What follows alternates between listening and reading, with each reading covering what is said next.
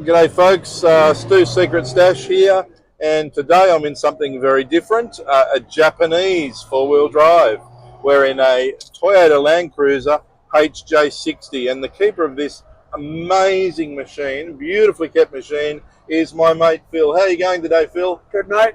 Good. So you're the caretaker of this wonderful vehicle, and you've had it for a number of years, and it's quite a special machine to you. Look, it's all my vehicles over the years have been special to me. I've had this for longer than I've had anything else. It's a 1980 model 60 series. It's 4-speed diesel. I bought it in 1986, and it was first built in 1980. The first 60 series came off the production line in August in 1980, and they were plated in 10th month 80, which is what this one is. Wow. The chassis number is HJ60 000036, and the engine number is 187. So do you think this might possibly be the earliest one of these in Australia? There's a website called hj60.com.au, and according to them, I've got the oldest registered, still functioning 60 series in Australia. Wow. I feel like royalty now, mate. So it's a 4-speed, so it would have been very nice with that extra gear, wouldn't it? But this is the way it was built.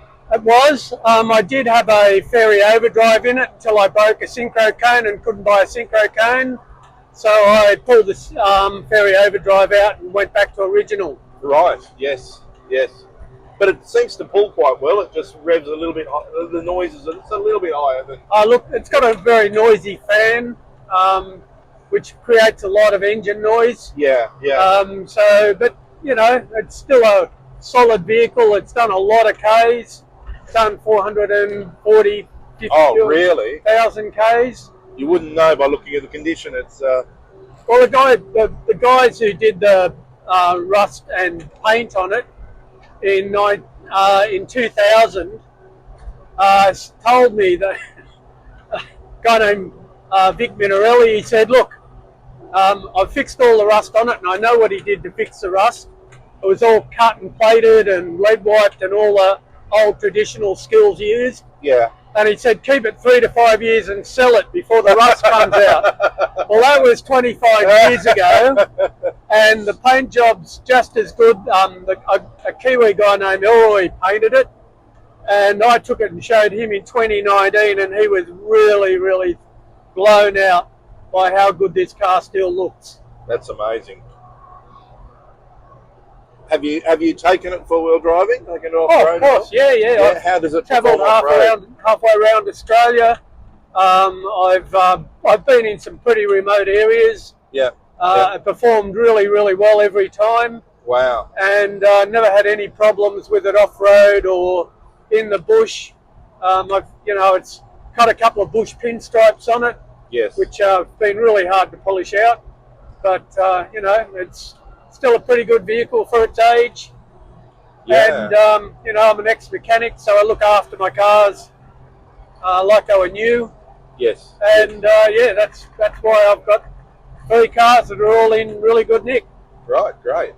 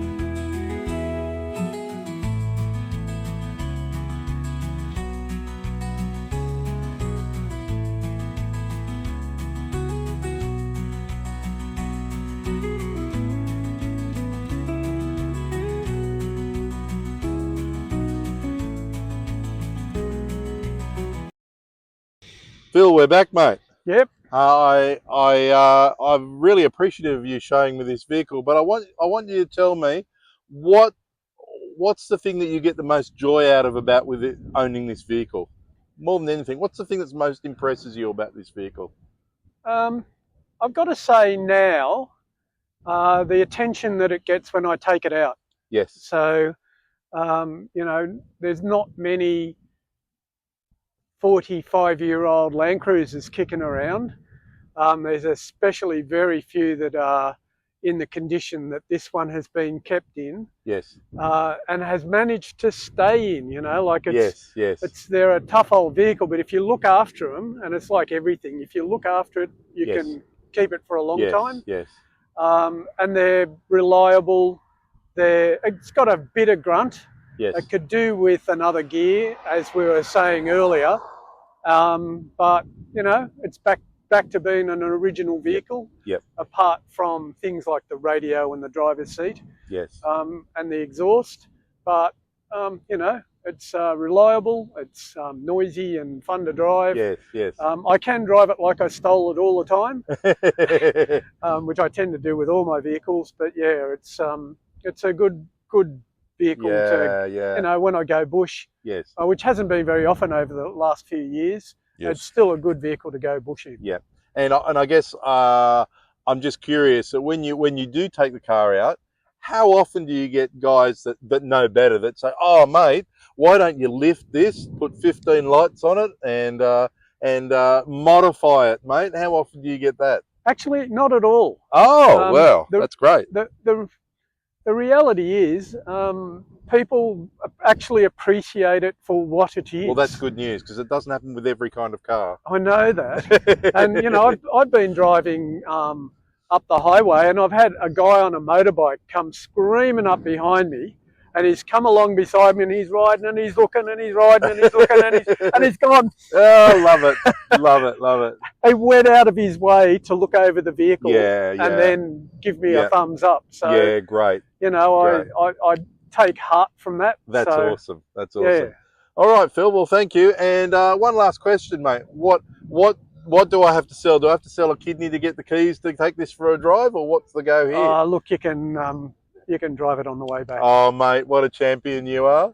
I take back all those horrible things I've said about you in the past. You know, I'm just going to make you pay for that. All right, back to Secret Stash, back shortly.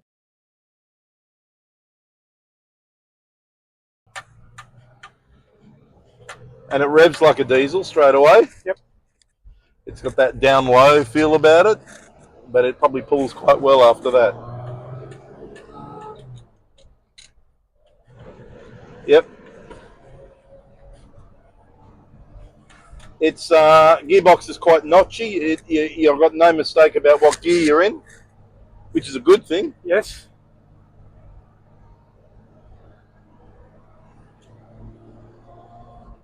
And I must admit, I've driven quite a few four-wheel drives, Phil, that the steering wallows all over the place. This is very direct, very straight, and yeah, it drives very nicely. You should be aware it doesn't have sway bars. Right, yep. So that's how the car came out, no sway bars. Right, okay. So, and you know, I've had aftermarket springs in it.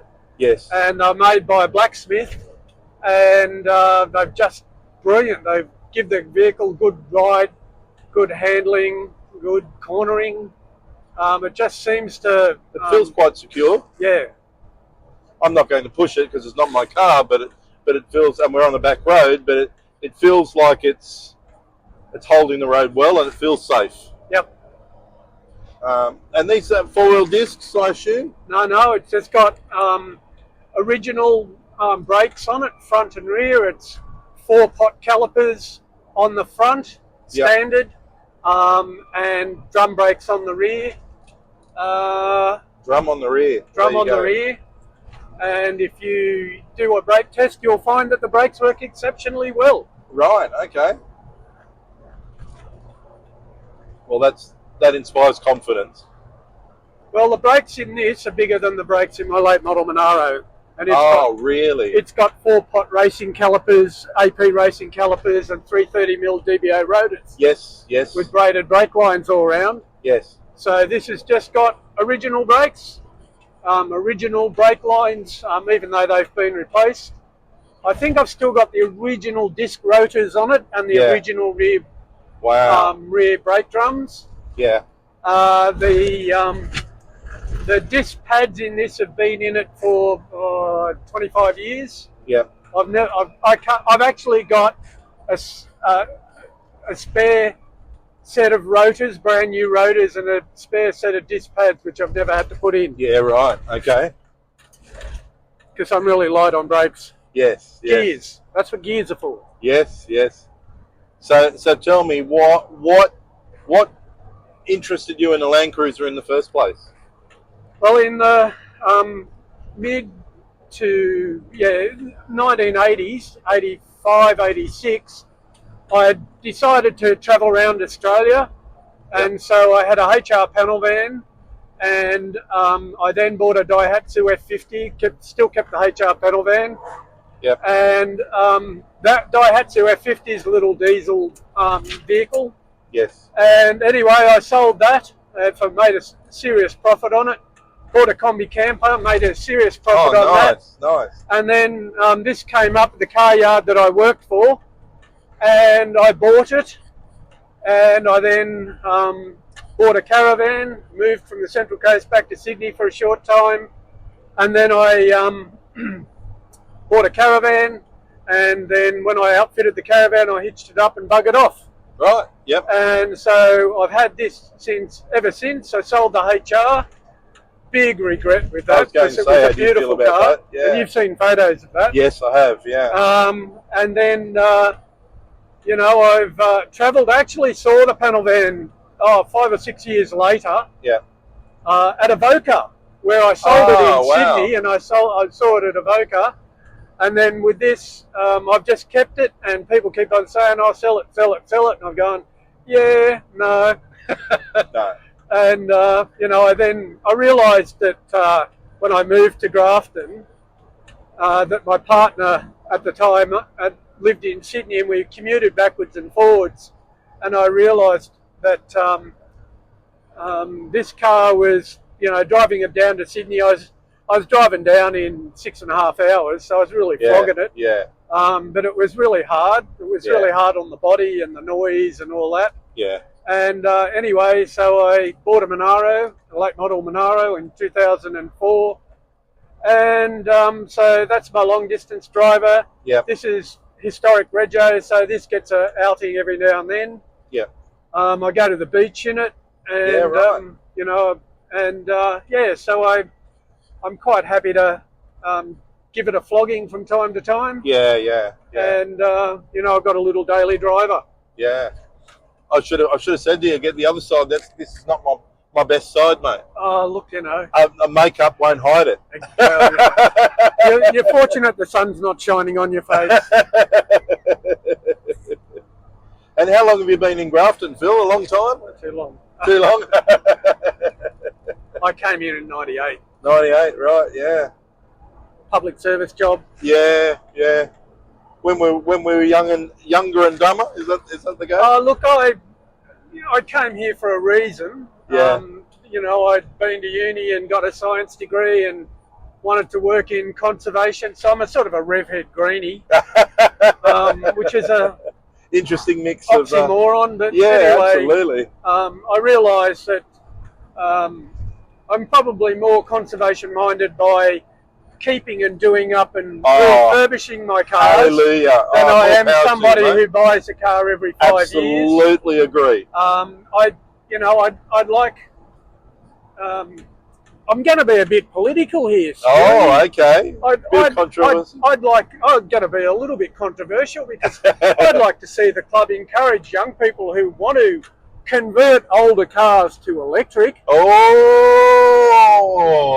To join the club. And I know that's going to get some noses out of joint. We do have one, and I'll have to come and pay you a visit, Scott.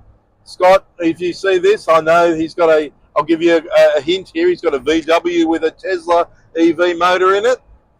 Well, and apparently it goes like the clappers. yeah, no, power to weight ratio mode. Yeah. So this is just you know, an old vehicle that flogs along really well. You know, Phil, you controversial being. yes, you know, like